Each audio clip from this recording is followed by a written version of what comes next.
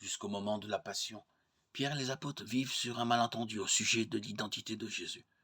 Les disciples se cramponnent à leur propre vision. Un Messie qui fera de Jérusalem, après avoir éliminé pécheurs et païens, un royaume de Dieu parfait. Or Jésus veut donner sa vie. Son royaume n'est pas de ce monde. Il réitère ses avertissements. Pourtant le malentendu persiste. Mais dans l'amitié, Pierre suit Jésus jusqu'au bout. Saint Jean note l'attitude de Pierre pendant la Passion, entre autres sa réaction quand Jésus veut lui laver les pieds. Il se soumet sans comprendre que suivre le Christ engage à servir. Conscient des menaces qui pèsent sur Jésus, Pierre se procure une épée. Il la brandit au moment de l'arrestation. Il accompagne ensuite Jésus dans la cour de la maison du grand prêtre. C'est le lieu du triple reniement. Dans le Christ humilié, Pierre ne reconnaît plus l'ami qu'il avait placé au-dessus de tout. Il pleure sa faiblesse. Que devient-il après? Il n'est pas à la croix. D'après Jean, nous le trouvons devant le tombeau, perplexe, devant les linges ensanglantés. Que signifie l'absence de Jésus? Il va bientôt rencontrer le ressuscité.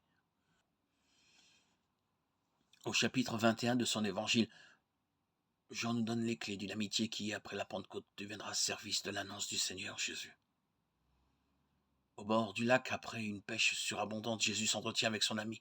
Par 3 fois, il l'invite à passer de l'amour d'amitié à l'amour charité.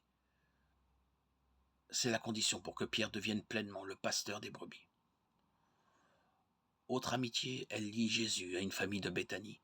Luc nous présente 2 sœurs, Marthe, maîtresse de maison, et Marie, la contemplative. Jésus proclame que la première place revient à l'écoute de sa parole, Luc 10, 32-42. Jean nous révèle que les 2 sœurs ont un frère. Or, ce frère va mourir. Les 2 sœurs font prévenir Jésus. Celui que tu aimes est malade. Ce n'est pas une formule creuse. Jésus attend son heure. Quand il arrive à Béthanie, Lazare est au tombeau. Marthe et Marie disent à Jésus, « Si tu avais été là, mon frère ne serait pas mort. » Elles n'attendent qu'un peu de compassion. Jésus va révéler l'étendue de son affection pour le défunt et la famille.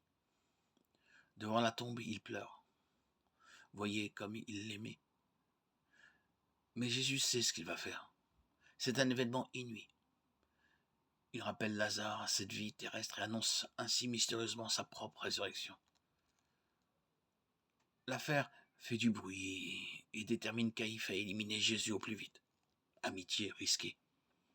Quelques jours plus tard, Marie ose un geste inédit. L'onction de Jésus au cours d'un repas avec un parfum très cher.